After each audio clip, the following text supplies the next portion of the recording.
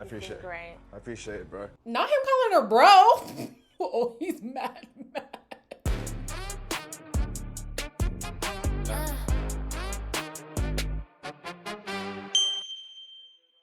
Hello everybody, welcome back to my channel. My name is Queenie. For those who don't know me, reviewing Love Island Season 13, Episode 12. Before I get into it, please make sure to like this video, subscribe to hit the bell, and leave a comment down below. We are so close to 80,000 subscribers. If you've watched more than one video, you can subscribe.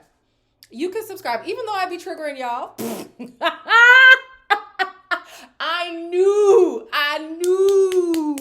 people were going to be so upset yesterday. Why one person tells me, oh, it's so sad to see women tearing other women down. Where did I tear a woman down? Please point me to the timestamp. That's the beauty of YouTube. Show me the timestamp where I was tearing women down. I know nobody holds you accountable in your personal life. But anyways, everybody's waking up in a better mood. So should we. We're all friends here. So they all decide, it's water under the bridge. We're not going to bring yesterday's problems into today. I honestly think something was just off. Like, I don't know if people just woke up cranky. I don't know if it was what was surrounding the challenge, but the fact that you have to throw something in someone's face, like something was just off. The energy was just off yesterday, but we are in a different space today. We have Sam, who says again that Namibia isn't really giving him much energy. So I don't know if he was ready to have the conversation with her that things aren't moving forward, but she later on is going to have that conversation with him. He pulls Victoria for a conversation. Not going to lie, it had me smiling just a little bit, but it was intercepted by Namibia. Your smile is great. Yeah. Yeah. Do you want to go for a chat, Sam? Yeah, of course. Obviously, like we said, we'd be open and honest with each other, but I just think, I don't know if it's there. No, to be honest, I agree. Yeah, I think that's good. I could tell that's where your head was at. Really? It's not really a big deal. Yeah. I'm glad that Namibia said something because clearly something was off. I don't know what her type is. I don't know who would really tickle her fancy, who's currently in the villa or not in the villa. Like, I don't know what she likes. We don't really see much of her.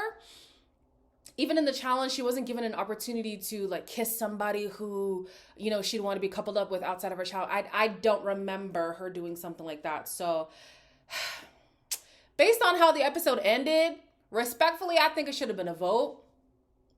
I think it should have been a vote, and you vote out people who aren't connecting, because Namibia should have left. Sorry. Jasmine has a chat with the brothers separately though, starting with Aiden. Aiden does apologize for saying what he said. He thinks that he inserted himself because his brother was involved. But like I said yesterday, what is the point of you going to a woman who you are not dating and to say, if I were pursuing you, this would be off-putting, but you're not pursuing her, so who cares?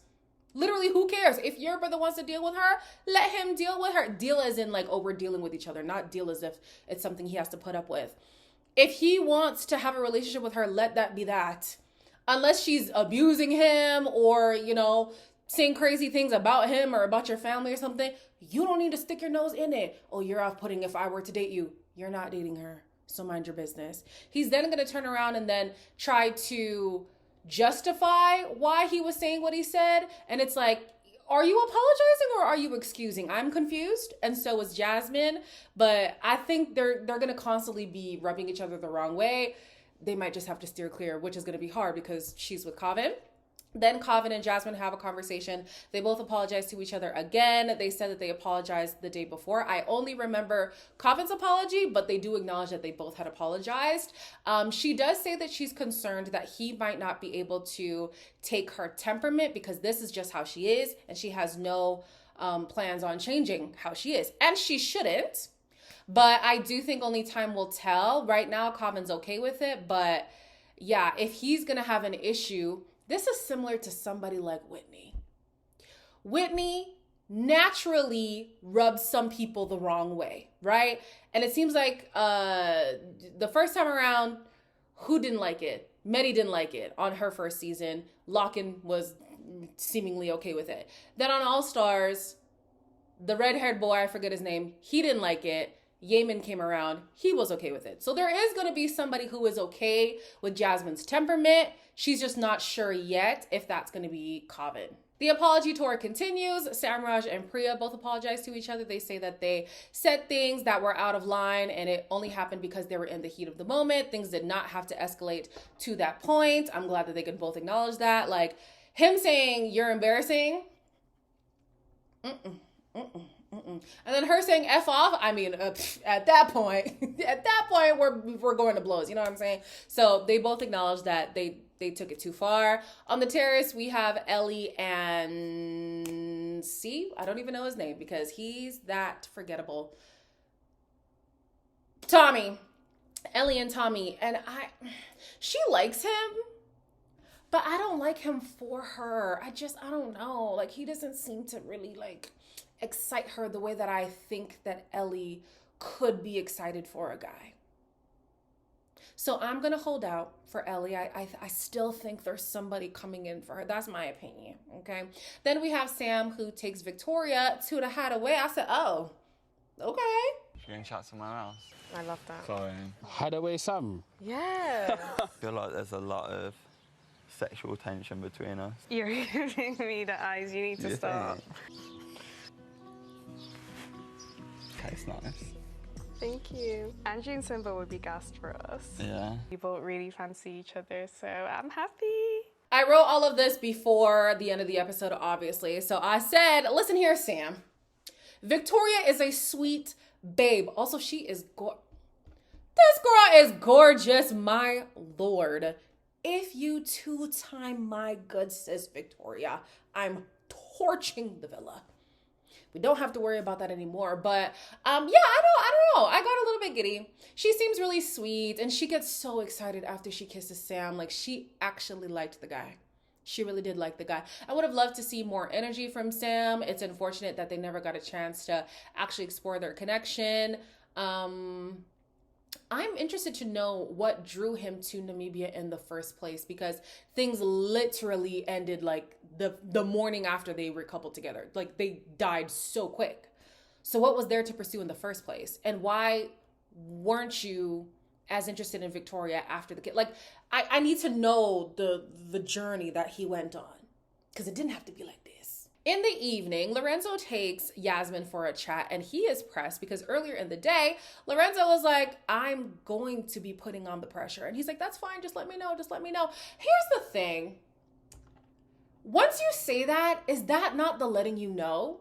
Because Aiden was like, oh, if you're going to take her to the terrace, just let me know. If you plan on kissing her, let me know. I cannot plan all of that in my head. Oh my gosh. Like, oh yeah, I do plan on kissing her when we go on the terrace. You go on the terrace, you don't kiss. Now I got to come and tell you, oh no, we didn't kiss, but I do plan on kissing her tomorrow. It's just too much. But anyways, Aiden is pressed. You do look great, by the way. Do I? Yeah. It's hard to sit here and watch, bro. I want to find more about you, though. I just don't think you know what you want sometimes. I know what I want, I just haven't found it yet. So you're like, I'm most attracted to you, for sure. Do you think your friends will like me? Yeah, Maybe yeah. I could teach you a few things. I think you can. And then you can teach me a few I think things. you can. I desperately need Yasmin to release herself from the shackles of Aiden. And it's not to say she doesn't like him. But this is the second time now that I'm seeing her basically allude to the fact that things would be better with somebody else. We know that on multiple occasions, she's had things that she wants to say to... Oh, I just got a package.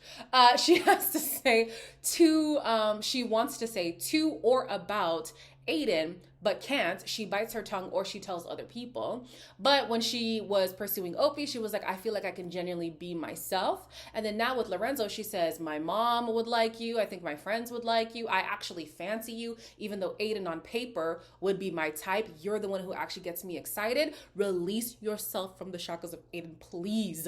The only thing that bothers me about her and Lorenzo is Lorenzo not being... Like, he says he thinks more logically and it's hard for him to include emotion. Even at the end of the episode today, he was like, oh, why am I getting emotional? Like, this is not something that's normal for me. People suspect that he could be neurodivergent.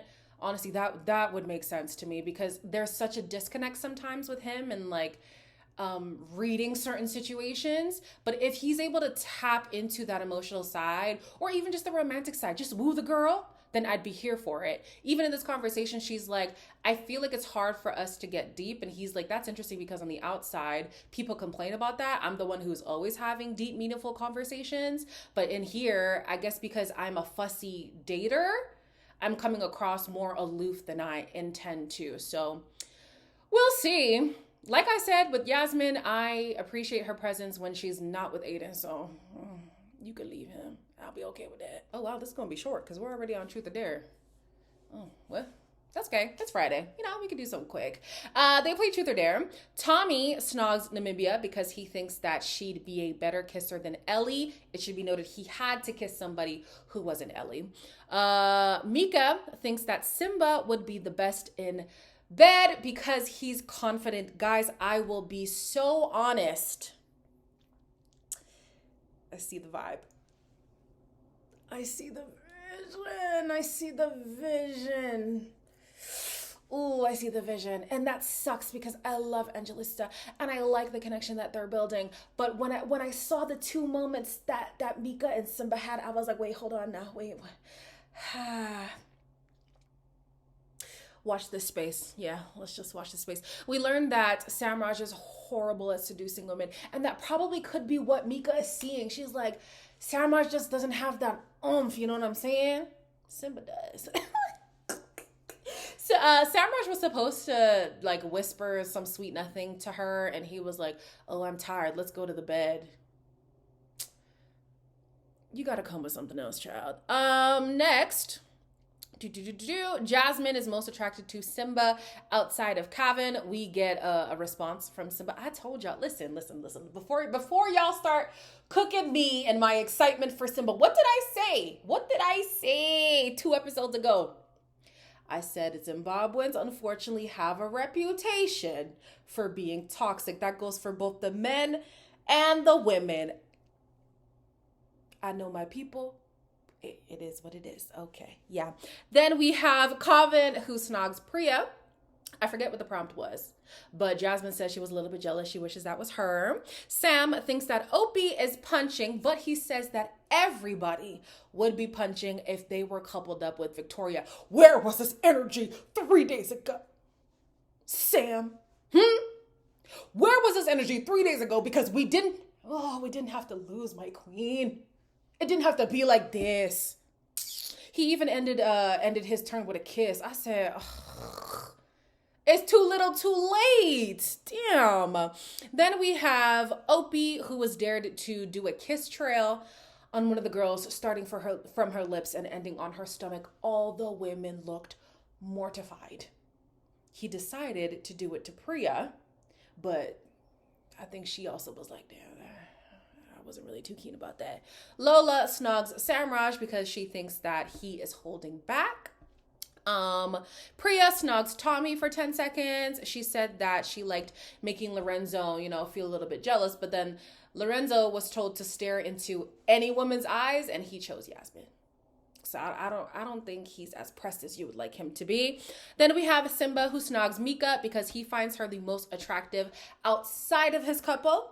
So we got to remember that he had to choose somebody who was not Angelista. Angelista, however, did not like how excited he got. And that's the thing. Like, it's unfortunate that I expect the black guys who get cast on Love Island to embarrass the black woman. I don't think this was embarrassing, but she's going to feel a smidge embarrassed. And unfortunately, this is a trend. And I don't know how we can stop this from happening. Actually, if you guys, I think that was season 6. I think that was the one time that there was a black guy who was just all about the black girls and it didn't feel embarrassing. It was Mike.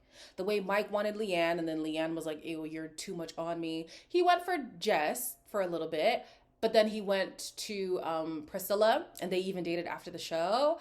Like, it's a trend and it's so annoying. Like, Simba, please don't do too much, okay? Relax. Then we have, what's next? Jasmine. She thinks that Opie is here for clout. Agreed. Opie thinks that Victoria is playing the biggest game because apparently she told somebody that he was her number 1, but then, she's doing whatever with Sam and stuff. She doesn't recall. I don't recall. None of the girls recall. And he's like, no, but somebody told me. Who? He claims he doesn't want to name names because that's too messy and stuff. But here you are being called out by all the women for basically lying. So you got to say something.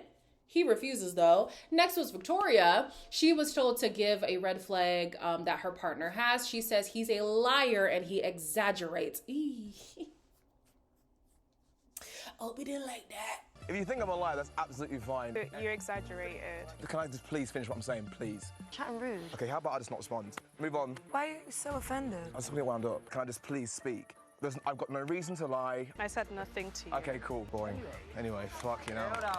Fucking boring. People are allowed to respond to whatever is said in the challenge, but Opie has a chip on his shoulder. He just does. And seeing, you know, a glimpse into his background and stuff from what we learned 2 days ago, I get why.